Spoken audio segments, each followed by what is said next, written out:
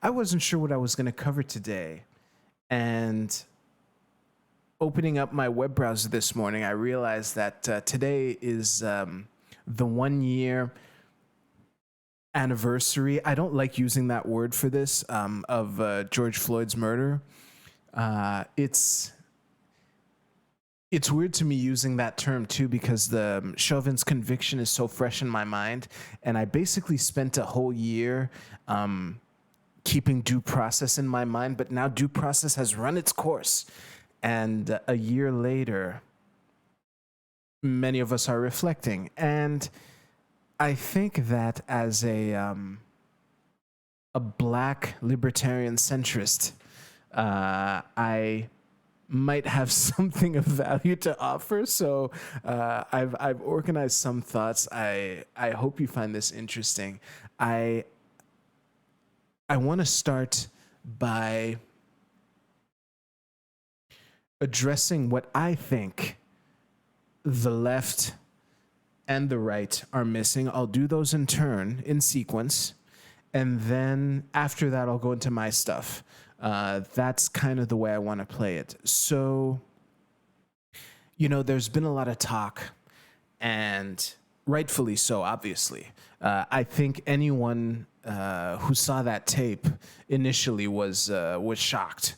All but the most hate-filled white supremacist whose knee-jerk reflex was to ask, well, what did he do? Anyone but that guy was shocked. Like, this is one of the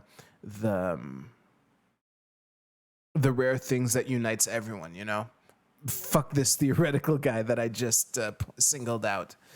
And I think that there's been a lot of talking past each other. And I'd like to offer what I think the both sides have been missing. So I'll start by talking to the left. Please bear with me. The right has their turn too. The first thing that I want to say, because yes, I understand how this shocking event could resurface a lot of trauma, a lot of pain. I'll probably get into that when we circle back to me at the end. But I think that it was a great opportunity for the already existing Black Lives Matter movement to regain some steam.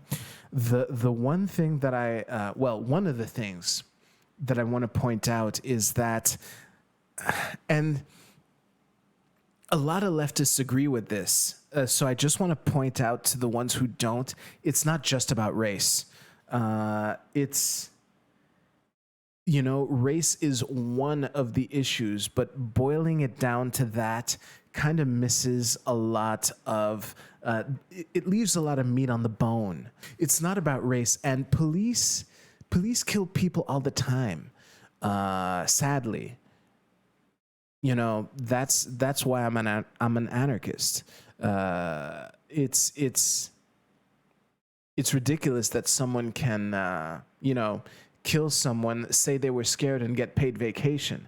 Like, the reason that Chauvin's conviction was so historic is that it happened so rarely.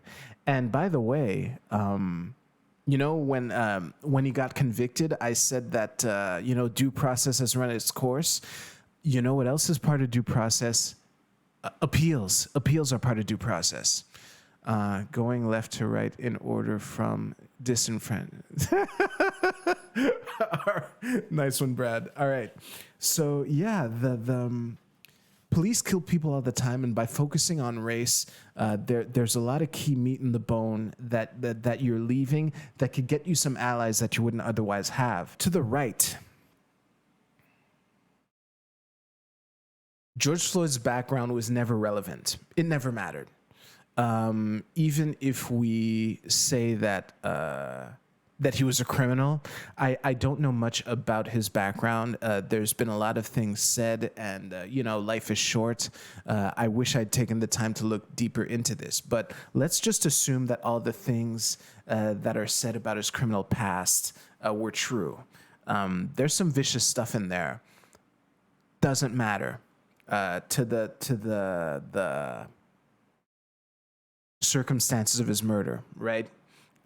It plays a role in what got him there, but it doesn't excuse being, killed in that way. So his criminal background doesn't matter. The fact that he was resisting arrest does, and that fucking sucks. This, I'm leftists agree with this too. There's a meme that I see on the left about how when a cop approaches you, there's this deadly game of Simon Says that begins, and if you are too slow or don't do the right thing, you could die. This is irrespective of race. Of course, Black people are affected a lot for reasons that we'll cover in a second. But yeah, the fact that he, oh my God, and now I'm speaking to the right again. The fact that he was resisting arrest, that isn't the own that you think it is. Yeah, had he not resisted arrest, he might still be alive. But there are other factors, and it's not a warrant to kill someone, as Chauvin's conviction supports. And I want to say something else. To the left. I'll just preamble this. This is another section of this rant. There's some slogans that I think y'all should just ditch. Okay. My leftist friends, please stop talking about defunding the police.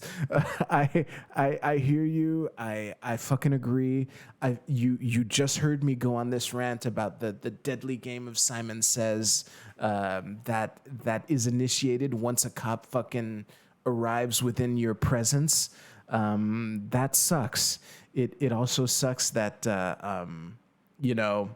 there are a lot of cases that would be better suited for a social worker than some armed thug who can just say they were scared and get paid vacation afterwards, if something goes wrong, which may or may not involve shooting someone's dog. I get it, but the optics of this is kind of nuts. Like, I would say the left in general, they're really good at coming up with chants and slogans and things like that. But defund the police, like, I would drop that personally. To the right, please stop saying all lives matter. Holy shit, that is so bad. It reminds me of a tweet that I did. Let me find it here. Just give me a second. Because it's not false. No one's disputing that. And I'm sure you've heard that a million times. But I just want to give you... saying all lives matter to Black Lives Matter is like saying, yeah, we all have problems, to your friend who's confiding in you. You're correct, but you're a shitty friend. I think that it's super cringe. And sadly, this is the sad state of online discourse. It's super cringe to imply that someone who says all lives matter, that all lives matter is like this white supremacist slogan or whatever, and that anyone who's ever said it is a fucking secret Klansman or whatever. I get that, but Jesus Christ, it's just not a good look, and you are the ones denying yourselves allies that you could potentially have, because yeah, I'm sure there are people on the left who are cringing at the same things you are. But like, sadly, being labeled a white supremacist is kind of enough incentive to drop the slogan, but it's just really bad. It's really bad. Please stop. Now, the other thing, should I do a pain stream of this? I don't think there's much return on this, but I'm gonna do it anyway. Just give me a second. This is one of the I'm not I'm not an expert on intersectional analysis, but the George Floyd case is an example of the kind of things that you can miss when you don't take all of this shit into account. Okay, so I don't know how to draw a 4-dimensional like diagram, so I'm gonna go with a Venn diagram. So there are 4 circles. Let me start by that. Like that. Okay, so there are 4 main vectors, for lack of a better term, with the George Floyd thing. So first of all, we have obviously race. Well, actually, no, not just that, or not just race. He's black.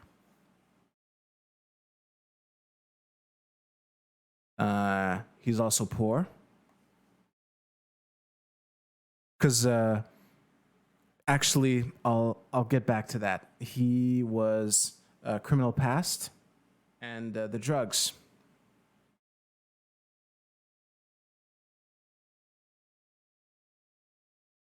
Like that. And George Floyd is right in the middle of this. So what I'm trying to get at here is that, like, when I said that the Black Lives Matter is leaving a lot of meat on the bone by just focusing on race, like, again, all these socioeconomic factors, a lot of people that are protesting are aware of these. However, right wingers want black people to thrive for the most part. I don't think that the notion that they're like all racist or whatever is true for the most part. And like just focusing on race is it makes it harder to get these people on board for all the other things, because a rich, if George was rich, I don't think he would have been in that situation. His criminal past certainly didn't help, and you know, the fentanyl in his system that let's just say provides an out for people who focus on his less than savory past is one factor, but all of these, it's a lot more complicated than just race, is what I'm saying. I think that I'll get to me here. I think that's where I can hopefully drive this whole thing home. So, as most people, as was the case with most people, the way that the George Floyd thing affected me was, you know, not only was there, you know, old things that came back to the surface. I was stuck at home, spending most of my time in this kitchen and that living room. You know, due to COVID, I was still scared of COVID, as a lot of people were, and it's just, you know, there was such a feeling of frustration and helplessness that I think affected a lot of people as well, that a lot of people were sharing.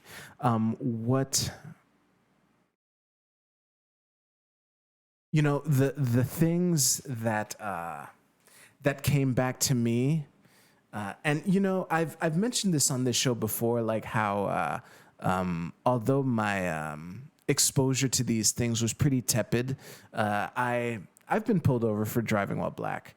There's a story that I forgot until recently where this was back when I was at in university, and I was waiting for the metro, and these metro cops asked to look into my bag because someone with the same description as me had stolen some shit.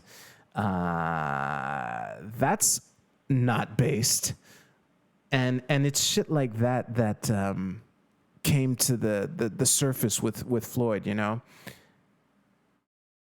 I remember fucking losing my shit when I heard that they were gonna try Chauvin for second-degree murder, because at the time I didn't know that there was like a special case, a special kind of second-degree murder in that state where you don't need intention.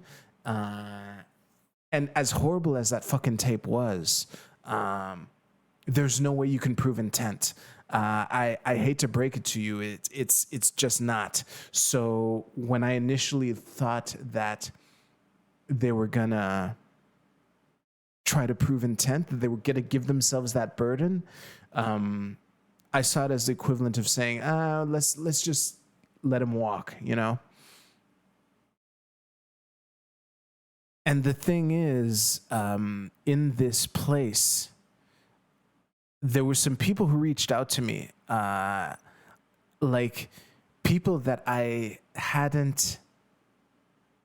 don't really communicate with, that were like checking in with me at the time, and it felt weird, and I kind of know what they were doing, but I did appreciate it to the point where I kind of feel weird bringing it up now, because I don't want to make this sound like I didn't appreciate it, because I did. There are two people in particular that I know these people, and it really felt good for them to reach out during that. But it was weird too, you know, like when people are being extra nice to you, even when they have good intent, it felt weird. What it reminded me of, let's continue this story time. God damn it. To the people that I have in mind, please don't take this the wrong way, because it's not the same thing. I'll try to circle this around. What this reminded me of was, for those of you who are old enough to remember, the 1995 referendum. Just a quick summary of what happened. For those of you who don't know, Quebec has a long-lasting separatist movement, and in 1995 there was a referendum to find out if Quebec wanted to separate from Canada, and the no side won by a sliver, a very close referendum. And in the wake of that defeat, the leader of the Parti Québécois, Parizeau, I forget his first name, Jacques Parizeau. Yeah, Jacques Parizeau. This guy.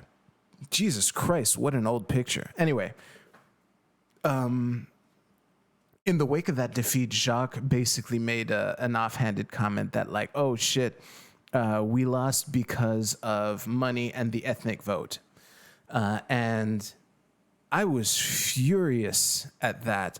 I was so mad. I called Jacques Parizeau Adolphe Parizeau for years. Fortunately, I met someone later whom I respected enough, and when he caught me say that, he was like, dude, you might want to rethink that. But all that aside, what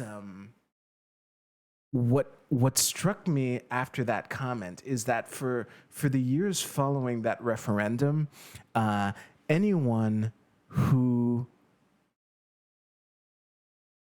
voted yes or was on the yes side, like the pro-separation side, they had this like cross to bear of like trying to prove that they're not racist. And for the years that followed, it was like every time I would walk up to a white dude and I'd be like, hey, Tony, what you up to? And he'd be like, I'll tell you what I'm up to, not being racist.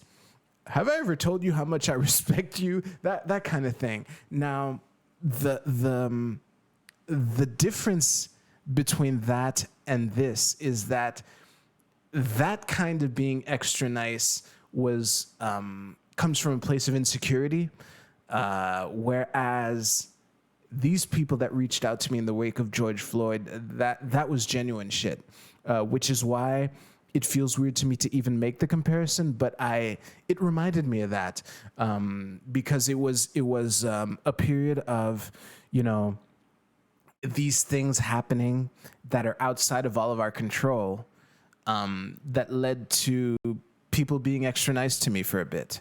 And yeah, I just want to what's the crux of all this? Where am I going?